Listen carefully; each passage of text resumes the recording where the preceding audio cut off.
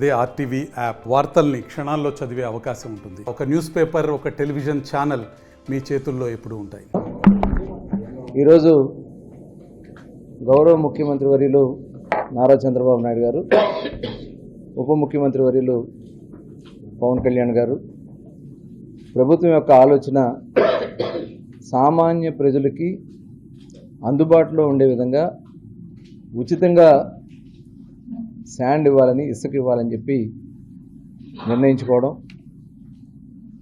July 8వ తారీఖు నుంచి ఒక ఫ్రీ శాండ్ మెకానిజం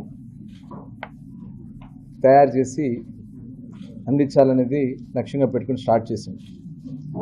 దాదాపు నెల 15 రోజులు దగ్గర అవుతా ఉంది. నెల దాటింది. ఈ నెల దాటినటువంటి పరిస్థితుల్లో చిన్న చిన్న లోపాలు కనపడుతున్నాయి. దాన్ని ఎట్టి పరిస్థితుల్లో జరగడానికి వీల్లేదు. ప్రతి ఒక్కరికి కూడా అందుబాటులో ఉండే విధంగా ఇక్కడ ప్రభుత్వం ఆలోచన ఏంటంటే, ఫ్రీగా వచ్చి కన్జ్యూమరే వచ్చి రీచ్ ఉంటే రీచ్ దగ్గర, స్టాక్ పాయింట్ ఉంటే స్టాక్ పాయింట్ దగ్గర అక్కడి నుంచే వాళ్ళు శాండ్ తీసుకెళ్లే విధంగా, అక్కడ వాళ్ళకు జరిగేటటువంటి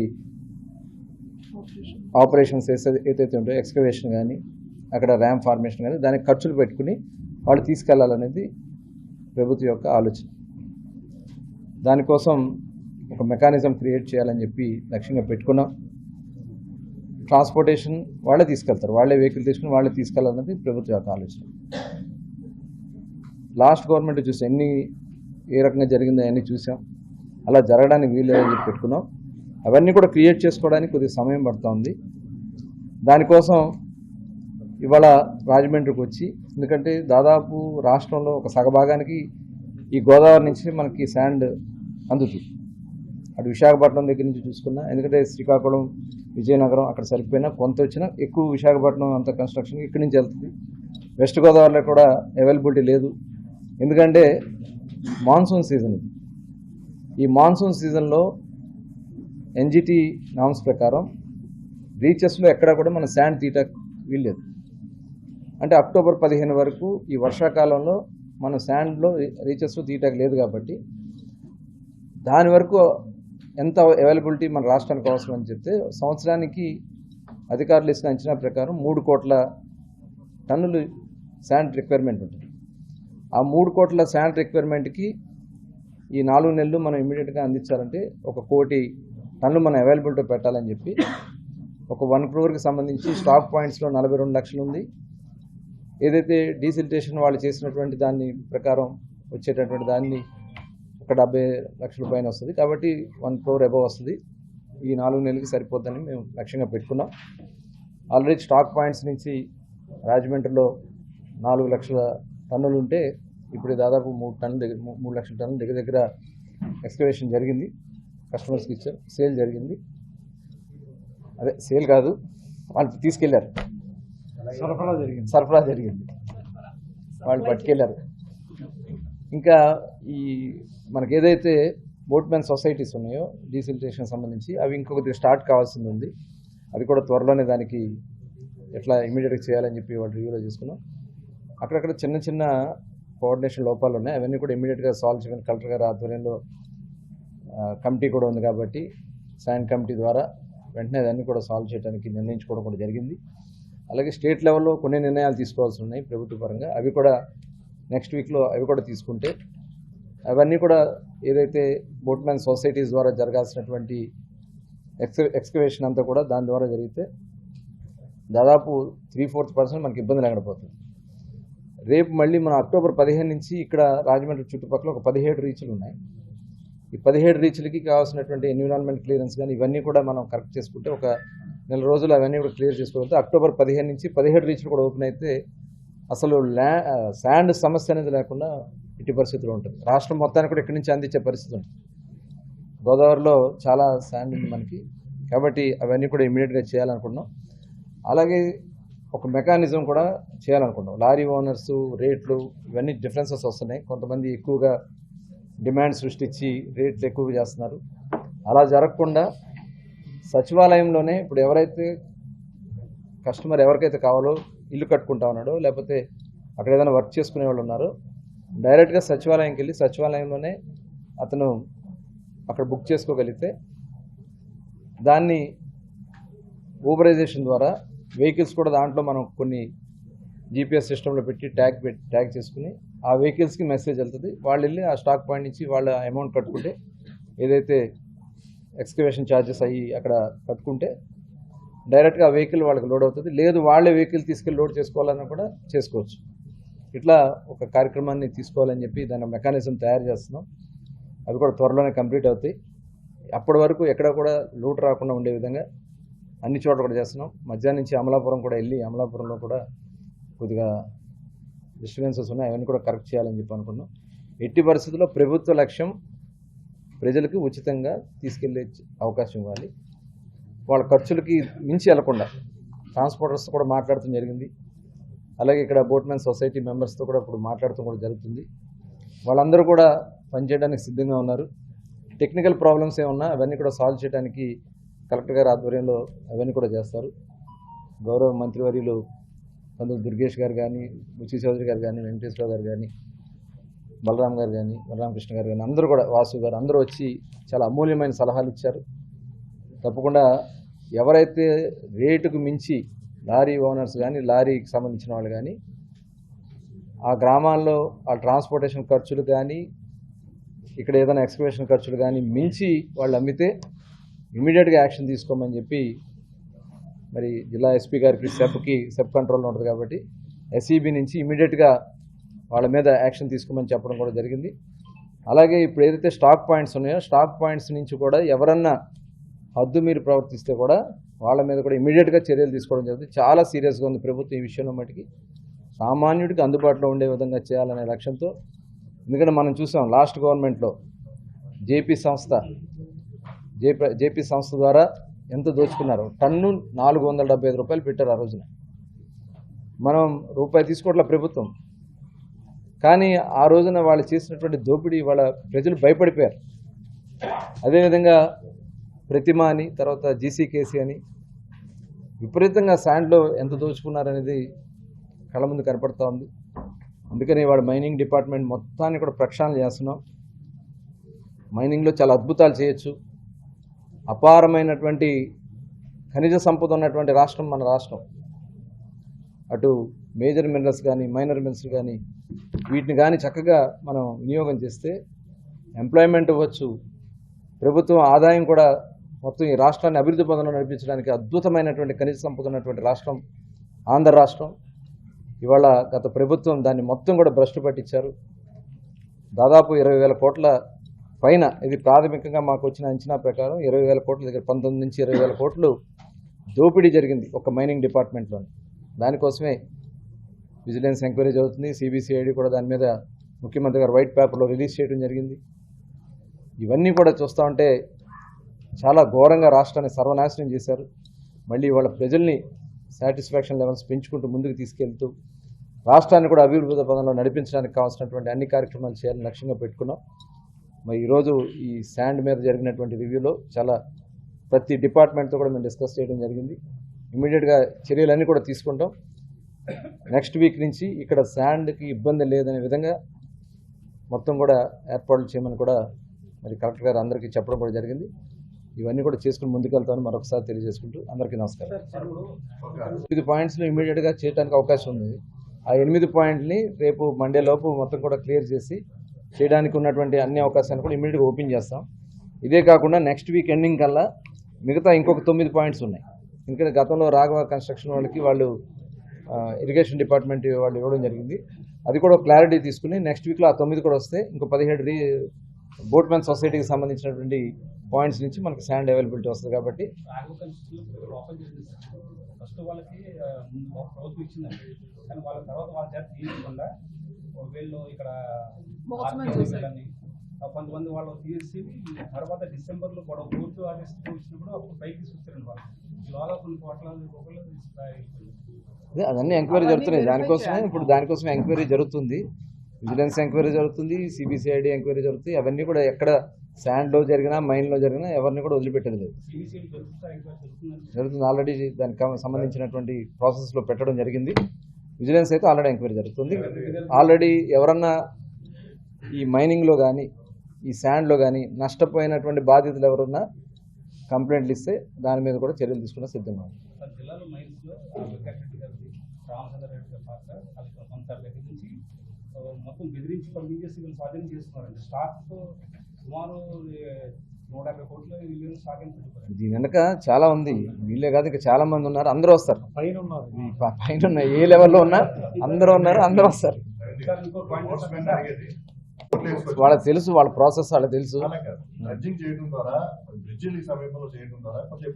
దానికి ఉన్నాయండి లిమిట్స్ ప్రకారం చేస్తాం. ఇప్పుడు 500 మీటర్స్ బిలో అసలు చేయట్లేదు, 13 దానికి ఉంది.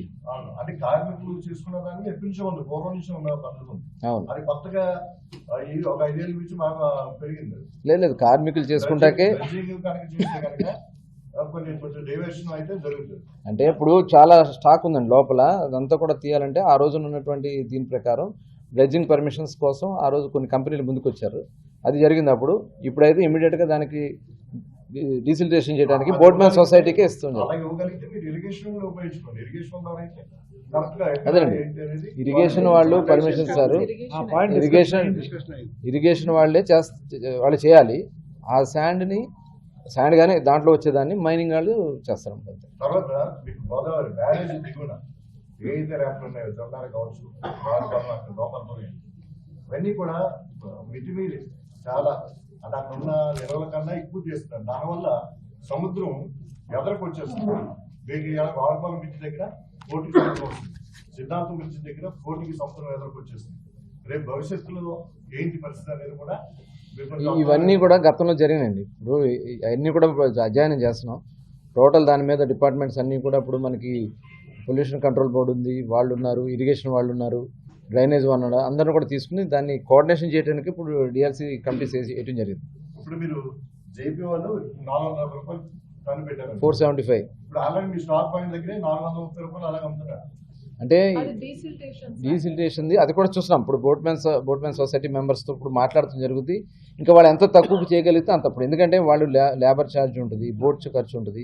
మ్యాక్సిమం వాళ్ళతో కూడా కలెక్టర్ గారు డిస్కస్ చేసి ఎంతకి గతంలో చేసింది ఉంది కాబట్టి ఎంత తక్కువలో చేయగలరో వాళ్ళతో డిస్కస్ చేసి ఫైనల్ చేస్తాం. ఇంకా స్టాక్ పాయింట్తో పని లేదు కదా, డైరెక్ట్ బోట్ నుంచే డైరెక్ట్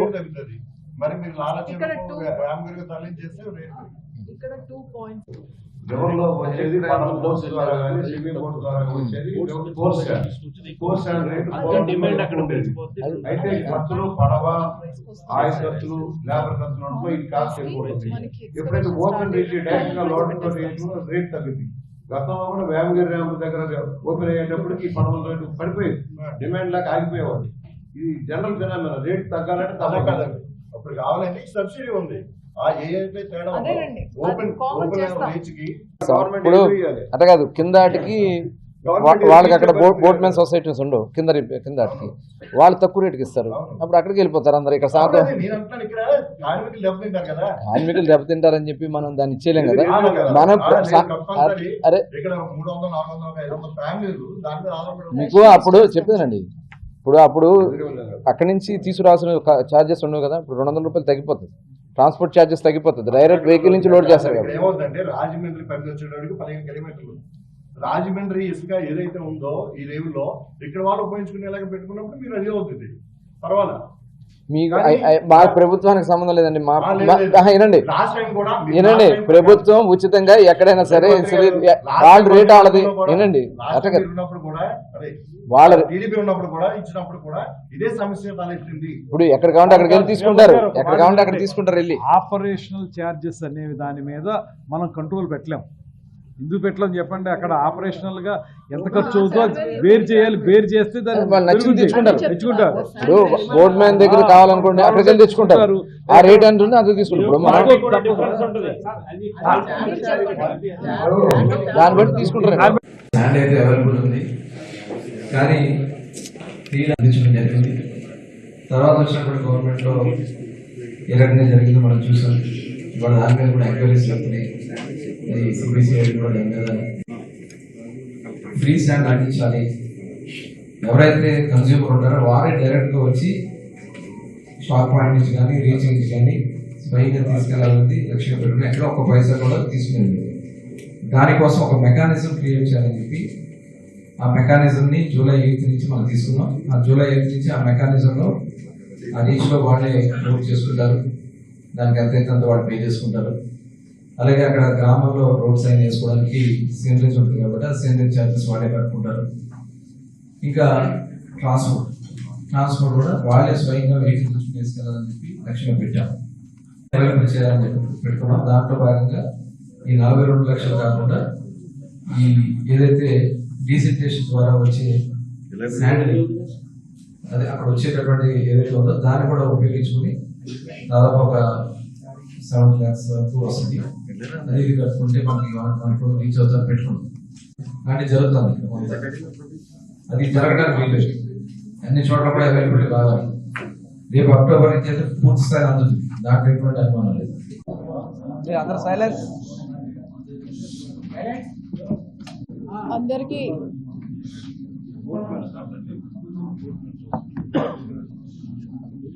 స్టాక్ అయిపోయింది. ఒక నిమిషం వింటాను. నేను మొత్తం ఉండదు కదా అప్పుడు. బాగుందనుకోండి అది వీళ్ళు స్టాక్ అయిపోతుంది. అక్కడి నుంచి మాకు వాళ్ళు ఇల్లు కాదు, మాకు ఎంత తక్కువకి ఇవ్వడం అనేది మాది. ఇప్పుడు బోట్ మ్యాన్స్ కి ఎంత అవుతుంది కాబట్టి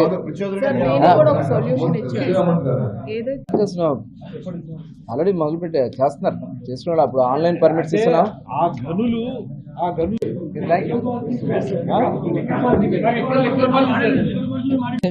ఇప్పుడు ఇది కాపేనా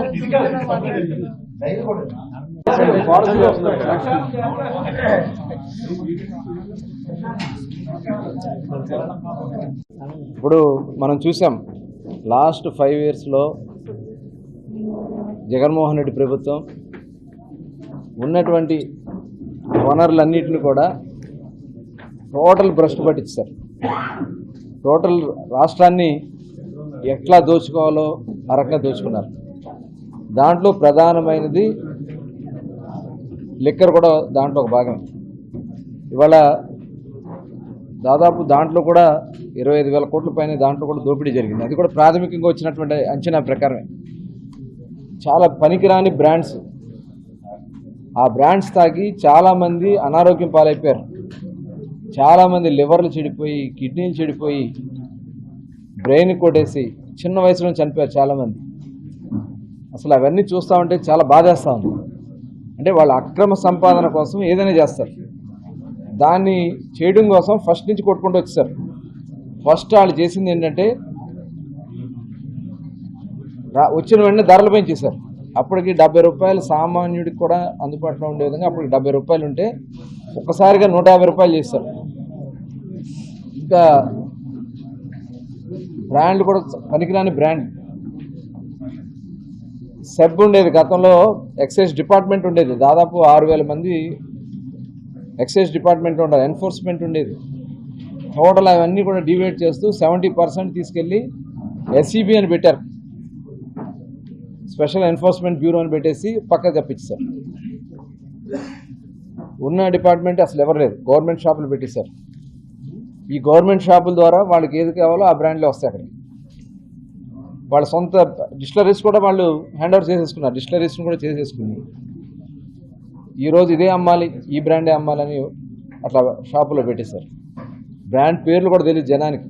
150 ఇవ్వండి, 200 ఇవ్వండి, ఇట్లా ఏదో డబ్బులు పెట్టి చెప్పడమే. అట్లా చేసి అస్తవ్యస్తం చేశారు మొత్తం. ఇవన్నీ కూడా ఇవాళ మళ్ళీ సక్రమంగా పెట్టాల్సినటువంటి అవసరం ఉంది. దానికోసమే ముఖ్యమంత్రి గారు చంద్రబాబు నాయుడు గారు క్వాలిటీ లిక్కర్, క్వాలిటీగా ఉండే లిక్కర్ని అందించాలి ప్రజలకి అందుబాటులో. ఎందుకంటే తప్పదు, ఇవాళ నడపాల్సినటువంటి అవసరం ఉంది. లేకపోతే పక్క నుంచి వేరే రాష్ట్రాల నుంచి, అటు తెలంగాణ నుంచి వచ్చేస్తుంది, తమిళనాడు నుంచి వచ్చేస్తుంది, కర్ణాటక నుంచి వచ్చేస్తుంది, ఇక్కడ యానా ఉంది, అవన్నీ కూడా వచ్చేస్తున్నాయి. మన ఆదాయం పడిపోతుంది. మొత్తం మేము చూసినటువంటి ఆదాయం ప్రకారం తెలంగాణలో జనాభా తక్కువ, 42 అక్కడ ఉన్న 42% జనాభా అక్కడ ఉంటే 58% జనాభా ఆంధ్ర రాష్ట్రం ఉంది. కానీ మనకంటే వాళ్ళు 10,000 కోట్లు అదనంగా వాళ్ళకి ఆదాయం వస్తుంది. కేవలం ఈ తప్పుడు విధానాల వల్ల. గంజాయి పెట్టేశారు, విపరీతంగా గంజాయి. ఏ గ్రామం వెళ్ళినా ఏ సొంత మూలు చూసినా గంజాయి. చిన్న చిన్న పిల్లలు, సామాన్యంగా ఉండే చిన్న చిన్న పిల్లలు ఒక క్రూయల్ మెంటాలిటీతో వెళ్ళిపోయారు. కాబట్టి ఇవన్నీ కూడా కరెక్ట్ చేయాలనే ఉద్దేశంతో ఇవాళ మొత్తం కూడా ఒక స్టడీ టీం తయారు చేసుకోవడం జరుగుతుంది. ఆల్రెడీ 6 రాష్ట్రాలకు వెళ్ళి ఎక్కడైతే గవర్నమెంట్ నడుపుతున్నటువంటి షాప్స్ ఏ రాష్ట్రాల్లో ఉన్నాయి, ప్రైవేట్గా నడుపుతున్నటువంటి షాపులు ఏ రాష్ట్రాల్లో ఉన్నాయి, అవన్నీ కూడా స్టడీ చేసి రావడాలని చెప్పి ఒక కమిటీని పంపించడం జరిగింది. దాంతోపాటు ఒక క్యాబినెట్ సబ్ కమిటీని కూడా ఏర్పాటు చేసుకోవడం జరుగుతుంది. వాళ్ళు ఇచ్చినటువంటి రిపోర్ట్ అంతా కూడా డిస్కషన్ చేసి ప్రజల్లో కూడా డిస్కషన్ చేసి, ఎందుకంటే గతంలో ఒకప్పుడు బెస్ట్ పాలసీ ఆంధ్ర రాష్ట్రంలో ఉండేది, కానీ దాన్ని సర్వనాశనం చేశారు. అవన్నీ కూడా రేపు అక్టోబర్ 1 నుంచి, ఎందుకంటే వాళ్ళ పీరియడ్ అయిపోతుంది, సెప్టెంబర్ ఎండింగ్ కల్లా పాత పాలసీ అయిపోతుంది. కాబట్టి అక్టోబర్ 1 నుంచి ఒక మంచి బెస్ట్ పాలసీ ప్రజలకి అందుబాటులో ఉందిగా, సామాన్యులకు కూడా అందుబాటులో ఉండే విధంగా మంచి క్వాలిటీతో కూడినటువంటి, ఇప్పుడు ఎంఎన్సీ కంపెనీలు, మొన్న కూడా మేము ఒక మీటింగ్ పెట్టాం, మల్టీనేషనల్ కంపెనీస్, ఒక్క బ్రాండ్ లేదు, వాళ్ళందరూ కూడా వచ్చి చెప్పడం జరిగింది. వాళ్ళందరూ కూడా రేపు రాబోయే కాలంలో బ్రాండ్స్ ఎట్టి పరిస్థితుల్లో ప్రజల ఆరోగ్యాన్ని హాని కలిగించే కాకుండా, ఇవాళ అందుకనే 5 స్టెప్ దాని మీద క్వాలిటీ చెకప్స్ ఉంటాయి, ల్యాబ్లో దీని మీద చెకప్స్ కూడా పెట్టడం జరిగింది. ఇప్పుడు కేవలం వాళ్ళు ఆల్కహాల్ స్ట్రెంత్ ఒకటే చూస్తూ ఉన్నారు. దానివల్ల చాలామంది దాంట్లో రకరకాలైనటువంటి కిక్కు కోసం ఏదో కానీ వేరే వేరే కలిపారని చెప్పి చెప్తా ఉన్నారు. అవన్నీ కూడా ఎంక్వైరీలు వస్తాయి. అందుకనే ఇవన్నీ కూడా స్టడీ చేసుకుంటూ సెప్టెంబర్లో దీని మీద ఒక ఫేజ్ వైజ్గా ఎలా చేయాలనేది ఒక కార్యక్రమాన్ని తీసుకుని డేట్ వైజ్గా ఇవ్వడం జరుగుతుంది. అక్టోబర్ 1 నుంచి ఈ కొత్త పాలసీ విధానం తీసుకెళ్ళాలని చెప్పి నిర్ణయించుకున్నారు. అదే చెప్తున్నప్పుడు ఇప్పుడు ఆల్రెడీ వాళ్ళు చేస్తూ ఉంది. గతంలో ఉండేది ప్రైవేట్ యాజమాన్యం నుండి వాళ్ళు నడిపేవాళ్ళు, సప్లై కానీ అంతా కూడా గవర్నమెంట్ సైడ్ నుంచి, డిస్టిలరీ నుంచి, ఏపీబీఎస్ఎల్ నుంచి వచ్చేది, డిపోలకు వచ్చేది, డిపో నుంచి వాళ్ళు తీసుకెళ్ళేవాళ్ళు వాళ్ళకి కావాల్సినటువంటి మెటీరియల్ ఏదైతే అక్కడ పబ్లిక్ డిమాండ్ బట్టి. ఇప్పుడు ఏం జరుగుతుంది, గవర్నమెంట్ షాప్ పెట్టి గవర్నమెంట్ షాప్కి ఏ స్టాక్ వెళ్ళాలో కూడా వాళ్ళే నిర్ణయించేవాళ్ళు. వాళ్ళు నిర్ణయించి ఆ స్టాక్ మాత్రమే సేల్ పెట్టేవాళ్ళు అక్కడ. దానివల్ల క్వాలిటీ లిక్కర్ అందలేదు, అనుకున్న బ్రాండ్స్ రాలేదు, క్వాలిటీ లిక్కర్ లేదు, అవన్నీ జరిగినాయి. కాబట్టి ఇవన్నీ కూడా కరెక్ట్గా స్ట్రీమ్ లైన్ చేస్తూ దాన్ని స్టడీ చేయడం కోసం ఇప్పుడు 6 రాష్ట్రాల్లో వెళ్ళారు టీంలు. వెళ్ళి వాళ్ళు ఇచ్చినటువంటి రిపోర్ట్ని డిస్కషన్ చేసి క్యాబినెట్ సబ్ కమిటీ డిస్కషన్ చేసి తర్వాత క్యాబినెట్కి వచ్చి దాన్ని ఫైనల్ చేయడం జరిగింది. ఖచ్చితంగా సిబిసిఐడి ఎంక్వైరీ అందరి మీద దానికి కావాల్సిన ముందు విజిలెన్స్ కానీ ఇవన్నీ తీసుకున్నాం. సిబిసిఐడి ఎంక్వైరీ కూడా చేయడం జరిగింది. అవును, ఇప్పుడు అంటే రేట్ తగ్గుతుంది కదా, ఇప్పుడు మనకు పోతుంది కదా 10,000 కోట్లు. ఎక్కడ పోతుంది? తెలంగాణ రాష్ట్రం పోతుంది. ఆ తెలంగాణ డబ్బులు మనకుంటే ఇప్పుడు మన అన్నీ కూడా ఈ లెక్క మొత్తం చూస్తే 40,000 కోట్లు పోయింది. 40,000 కోట్లు ఈ 5 సంవత్సరాల్లో జగన్మోహన్ రెడ్డి ఆదాయం పోయింది. ఆయన జేబులో పోయినాయి. ఎంత పోయింది అనేది విచారణలో వస్తుంది, కానీ రాష్ట్రం నష్టపోయింది. అవన్నీ కూడా రేపు మనం చక్కగా సక్రమంగా చేసుకోగలిగితే ఆదాయం 90, నిజంగా ఎక్కడా కూడా 99 అంటే 1,00,000 కోట్లు మొత్తం కూడా వ్యాపారం, క్యాష్ వ్యాపారం, ఓన్లీ క్యాష్.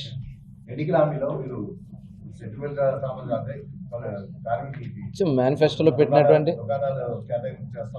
మేనిఫెస్టోలో పెట్టాం, ఆ మేనిఫెస్టో ప్రకారం అమలు చేస్తాం. మేనిఫెస్టోలో ఎంత ఉంటే అంత ఇస్తాం.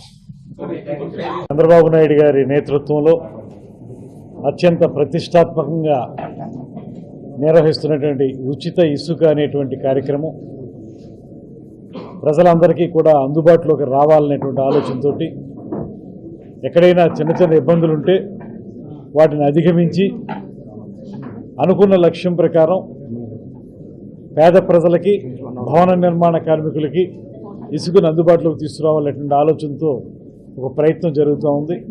దాన్ని సమర్థవంతంగా ముందుకు తీసుకెళ్ళటానికి అవసరమైనటువంటి కార్యాచరణ పథకాన్ని తయారు చేయడానికి పెద్దలు ఎక్సైజ్ అండ్ మైన్స్ మినిస్టర్ గారు అయినటువంటి కొల్లు రవీంద్ర గారు ఈరోజు తూర్పుగోదావరి జిల్లాకి రావడం జరిగింది. ప్రధానంగా ఎక్కడా కూడా అవాంఛనీయమైనటువంటి విధానాలకు వెళ్ళకూడదని, రేటు పెరగకూడదని, ఏదైతే ఉచిత ఇసుక అనేటువంటి మాట చెప్పామో అది ట్రూ స్పిరిట్లో ఉచితంగానే ఉండాలనేటువంటి ఆలోచనతోటి ముఖ్యమంత్రి గారు కానీ ఉప ముఖ్యమంత్రి గారు కానీ దీని మీద ప్రత్యేకమైన శ్రద్ధ పెట్టారు. అదేవిధంగా ఇవాళ మంత్రి గారు కొల్లు రవీంద్ర గారు కూడా ఇక్కడికి అమలాపురం ప్రాంతానికి అన్ని చోట్లకి తిరిగి అక్కడ ఉన్నటువంటి రాజకీయ నాయకులతోటి అదేవిధంగా ఇతర స్టేక్ హోల్డర్స్ తోటి, అందులో డిపార్ట్మెంటల్ అధికారులు వస్తారు, అదేవిధంగా ట్రాన్స్పోర్ట్ వారు కానీ మత్స్యకారులు కానీ అందరితోనూ కూడా మాట్లాడి ఒక సమర్థవంతమైనటువంటి విధానాన్ని ముందుకు తీసుకెళ్ళడానికి వీలుగా ఏం చేయొచ్చు, మరింత మెరుగుపరచడానికి ఏం చేయొచ్చు అనేటువంటి ఆలోచన కోసం ఈ సమావేశం జరిగింది. ఇక్కడ రకరకాల అంశాలు వచ్చాయి. ఇక్కడ ఇసుక లభ్యత అనేటువంటిది ఒక మాట. ఇసుకను ఇప్పుడు ఉన్నటువంటి పరిస్థితుల్లో, మాన్సూన్ పరిస్థితుల్లో మనం కొత్తగా ఎక్స్కవేట్ చేయొచ్చా అనేటువంటిది ఇంకొక పరిస్థితి. అదేవిధంగా బోట్మెన్ సొసైటీ వాళ్ళకి ఏ రకమైనటువంటి సౌలభ్యం కల్పించాలనేది మరొక సమస్య. ఇవన్నిటినీ కలుపుకుని అంతిమంగా ఏది కూడా ఇసుక ధర మనకు ఉచితంగానే ఉందనేటువంటి భావన వినియోగదారుడికి లభించాలనేటువంటిది మొత్తం సెంట్రల్ ఐడియా. ఇది ఉచితం అన్నారు కానీ ఇంకా మాకు రేట్లు ఎక్కువ పడుతున్నాయి అనేటువంటి భావన రాకుండా ఉచితాన్ని నిజమైనటువంటి ఉచితమైనటువంటి ఇసుకగా మాత్రమే ఇవ్వటానికి, ఆ రకమైనటువంటి అనుభూతి వినియోగదారుడికి కలగటానికి ఏ రకంగా మనం జాగ్రత్తలు తీసుకోవాలనేటువంటి దాని మీద సుదీర్ఘంగా ఇప్పుడు చర్చ జరిగింది. మంత్రి గారు సావధానంగా అవన్నీ విన్నారు. వాటి మీద సంపూర్ణమైనటువంటి అవగాహన ఉన్నటువంటి మంత్రి గారు ఒక కార్యాచరణ కార్యక్రమాన్ని ఏర్పాటు చేసుకోవడానికి రాబోయే రోజుల్లో ఎంత సమర్థవంతంగా దీన్ని ముందుకు తీసుకెళ్లాలనేటువంటి దాన్ని ముఖ్యమంత్రి గారితో మళ్ళీ మాట్లాడి దీన్ని ఎఫెక్టివ్గా తీసుకెళ్ళడానికి ఇప్పటికే జిల్లాలో అధికార యంత్రాంగం కూడా సమర్థవంతంగా దీన్ని ముందుకు తీసుకువెళ్తా ఉన్నారు. దాంతోపాటు మరింత మెరుగుపరచడానికి ఏ రకమైనటువంటి కార్యాచరణ ఏర్పరచాలనేటువంటి దాని మీద పెద్దలు బుచ్చి చౌదరి గారు అనుభవశీలు, వారు చాలా సూచనలు చేశారు. అదేవిధంగా ఇతర ఎమ్మెల్యేలు కూడా చెప్పారు. అందరం కలిసి దీన్ని ఉచిత ఇసుకని పేద ప్రజలకు అందించడానికి, భవన నిర్మాణ కార్మికులకు అందించడానికి, అదేవిధంగా ప్రభుత్వ వినియోగానికి ఉపయోగించడానికి ఇవన్నిటిని దృష్టిలో పెట్టుకుని దీన్ని సమగ్రమైనటువంటి పద్ధతిగా, సమగ్రమైనటువంటి మెకానిజంగా ముందుకు తీసుకెళ్ళడానికి మేము సిద్ధంగా ఉన్నాం. అందరికీ నమస్కారం. ఈరోజు ఈస్ట్ గోదావరి జిల్లాలో కలెక్టరేట్లో మనకి sand policy, new sand policy ఎలా ఇంప్లిమెంట్ అవుతుంది, అలానే శాండ్ సప్లై మెకానిజంలో ఏమైనా ఇష్యూస్ ఏమైనా ఉన్నాయా, ఏదైతే రేట్ మనము డిస్ట్రిక్ట్ లెవెల్ శాండ్ కమిటీ మనకి ఫైనలైజ్ చేసిందో ఆ రేట్ కాకుండా ఎండ్ వినియోగదారులకు ఏమైనా ఇబ్బందులు వస్తున్నాయా అనే అంశాలపై రివ్యూ చేయడానికి గౌరవ మంత్రివర్యులు కొల్లు రవీంద్ర గారు రావడం జరిగింది. వారి ఆధ్వర్యంలో అలానే మన స్థానిక మినిస్టర్ గారు కూడా పార్టిసిపేట్ చేస్తూ, అలానే మన జిల్లాకి సంబంధించిన ఎమ్మెల్యేస్ అందరూ కూడా పార్టిసిపేట్ చేస్తూ ఒక డీటెయిల్డ్ రివ్యూ అనేది తీసుకోవడం జరిగింది. ఈ రివ్యూలో మనకి శాండ్ ట్రాన్స్పోర్టేషన్లో కానీ శాండ్ మెకానిజం అంటే శాండ్ ఎండ్ యూజర్కి ఇచ్చే విధానంలో ఏమైనా లోటుపాట్లు ఉన్నాయా అని ఈచ్ ఆఫీసర్ వైజ్ రివ్యూ చేయడం, అలానే శాండ్ అవైలబిలిటీ ఎంతవరకు ఉంది, సో ఇది ఎన్ని రోజుల వరకు మన డిమాండ్ని మనం మీట్ అవ్వగలం, అలానే శాండ్ని ఆగ్మెంట్ చేసుకోవడంలో ఇంకా మరింత శాండ్ని ఎక్స్ప్లోర్ చేయడంలో మనకున్న రిసోర్సెస్ ఏంటి, డీసిల్టేషన్ పాయింట్స్ ఎన్ని ఉన్నాయి, సెమీ మెకనైజ్డ్ పాయింట్స్ ఎట్లా ఉన్నాయి, అట్లానే మనకి ఓపెన్ రీచెస్ ఎలా ఉన్నది అని రివ్యూ కూడా చేయడం జరిగింది. దీనితో పాటుగా ద హోల్ శాండ్ ఇష్యూలో ఇన్వాల్వ్ అయిన అదర్ స్టేక్ హోల్డర్స్ ఎవరైతే ఉన్నారో, ట్రాన్స్పోర్టర్స్ అసోసియేషన్ కానీ, అలానే మనం డీసిల్టేషన్ చేస్తునేటప్పుడు మేజర్లీ మనం డిపెండ్ అవుతున్న బోట్స్మెన్ సొసైటీ వాళ్ళ యొక్క ఫీడ్బ్యాక్, వాళ్ళకున్న ఇబ్బందులు కూడా తీసుకొని రివ్యూ చేయడం అనేది జరిగింది. ఈరోజు ఈస్ట్ గోదావరి జిల్లా వరకు చూసుకుంటే మనకి ఇంకా 1 lakh వరకు మెట్రిక్ టన్స్ వరకు శాండ్ అనేది అవైలబుల్గా ఉంది. Most of the sand is available in Kovvur division. అక్కడ నుంచి మనం ఆధార్ తీసుకొని బెనిఫిషరీస్ అందరికీ కూడా సప్లై చేస్తున్నాం. ఇప్పటి వరకు మనం బల్క్ కన్జ్యూమర్స్ కూడా వాళ్ళ డిపార్ట్మెంట్ రిక్వెస్ట్ బేస్ చేసుకొని మనం సప్లై చేయడం అనేది జరుగుతుంది. ఇది చూసుకునేటప్పుడు మనకు కొన్ని రీచెస్లో ఏవైతే ఇష్యూస్ ఉన్నాయో ఆ ఇష్యూస్ ఒక్కొక్కటిగా మేము రిజాల్వ్ చేసుకుంటూ వెయిటింగ్ పీరియడ్ తగ్గించి ట్రాన్స్పోర్టర్కి కొంచెం ఫీజిబుల్గా ఉండేటట్టు, అట్లానే ఎండ్ కన్జ్యూమర్కి కూడా ట్రాన్స్పోర్టేషన్ కాస్ట్ తప్ప మిగతాది ఏమి కూడా లేకుండా ఉండేటట్టుగా మేము చర్యలు కూడా తీసుకుంటున్నాం. దీంతో పాటుగా శాండ్ సప్లైని ఫర్దర్గా పెంచడానికి డీసిల్టేషన్ పాయింట్స్ ఐడెంటిఫై చేయడం జరిగింది. దానికి సంబంధించిన ప్రొసీజర్స్ కూడా స్టార్ట్ చేశాం. గౌరవ మంత్రివర్యుల సజెషన్ మేరకు అది ఇంకా త్వరగా ఎక్స్పెడైట్ చేసి మరింత త్వరగా డీసిల్టేషన్ స్టార్ట్ చేసి ఇరిగేషన్ డిపార్ట్మెంట్ ద్వారా శాండ్ని మనం అవైలబుల్గా ఉంచడానికి చర్యలు కూడా తీసుకుంటున్నాం. మిగతా 2 సోర్సెస్ ఏవైతే ఉన్నాయో ఓపెన్ రీచెస్ కానీ అలానే సెమీ మెకనైజ్డ్ పాయింట్స్ కానీ దీనికి సంబంధించి మన ప్రొసీజర్స్ అన్నీ కూడా స్టార్ట్ చేసాం. బట్ ఇవి కంప్లీట్ అయినా కూడా మాన్సూన్ సీజన్ ఎండ్ అయిన తర్వాతే మనం తీసుకోగలం కాబట్టి మాన్సూన్ సీజన్ ఎండ్ అయ్యేటప్పటికి ఈ శాండ్ కూడా అవైలబుల్గా ఉండడానికి కావాల్సిన చర్యలన్నీ కూడా మైన్స్ డిపార్ట్మెంట్ ద్వారా తీసుకోవడం అనేది జరుగుతుంది. ఈ ఫోరం ద్వారా నా అందరికీ విజ్ఞప్తి ఏంటంటే ఒక్కొక్క రీచ్కి మనకి ఎంత కెపాసిటీ అంటే మేము ఎక్కడైతే స్టాక్స్ పెట్టామో దానికంటూ ఒక కెపాసిటీ ఉంది. సో ఆ కెపాసిటీ ప్రకారం మేము శాండ్ని వినియోగదారులకి పంపించగలుగుతున్నాం. ఆ కెపాసిటీకి మించి వచ్చినప్పుడు మేము అక్కడ బోర్డ్స్ పెట్టడం, అదర్వైజ్ ట్రాన్స్పోర్టర్స్ ఎవరైనా వాళ్ళ కాంటాక్ట్ నెంబర్స్ ఇచ్చేటప్పుడు వాళ్ళ అసోసియేషన్ ద్వారా ఈ రోజుకి మనం శాండ్ ట్రాన్స్పోర్టేషన్ కెపాసిటీ అయిపోయింది కాబట్టి నెక్స్ట్ డే రండి అని చెప్తున్నాం. దయచేసి అందరూ కానీ అది వినుంటే మనకి అన్నెసరీగా వెయిటింగ్ అనేది ఉండదు. ఆ లారీస్లో ఉండే డ్రైవర్స్ కానీ క్లీనర్స్ కానీ ఇబ్బంది లేకుండా ఉంటుంది. ఇది పర్మనెంట్గా దీనికి ఒక సొల్యూషన్ తీసుకురావడానికి ఎండ్ టు ఎండ్ సాఫ్ట్వేర్ కూడా డెవలప్ చేసి వీలైనంత పంచాయతీస్లో కానీ సచివాలయంలో కానీ వాళ్ళు శాండ్ బుక్ చేసుకొని వాళ్ళకి ఒక స్లిప్ జనరేట్ అయ్యి వెయిటింగ్ టైం కూడా మేము క్లియర్గా మెన్షన్ చేసి ఆ టైంకే వచ్చి తీసుకునేటట్టుగా ఏర్పాట్లు చేస్తున్నాం. ఇది జరిగినంత వరకు ఇది ఓల్డ్ ప్రొసీజర్లే జరుగుతుంది కాబట్టి ఆ టైంలో కొంచెం రీచ్ ఇన్ఛార్జెస్తో కోఆర్డినేషన్ చేసుకొని అన్నెసరీ వెయిటింగ్ పీరియడ్ లేకుండా ఉంటే ఇంకా మనం మరింత ఎఫిషియెంట్గా శాండ్ని అందించగలము అని ఆశిస్తున్నాం. ఈ ఆపర్చునిటీస్కి థ్యాంక్ యూ. మరిన్ని వీడియోస్ కోసం ఛానల్ ని సబ్స్క్రైబ్ చేయండి. లేటెస్ట్ అప్డేట్స్ కోసం వాట్సాప్ ఛానల్ ని ఫాలో చేయండి అండ్ లింక్ డిస్క్రిప్షన్ లో ఉంది.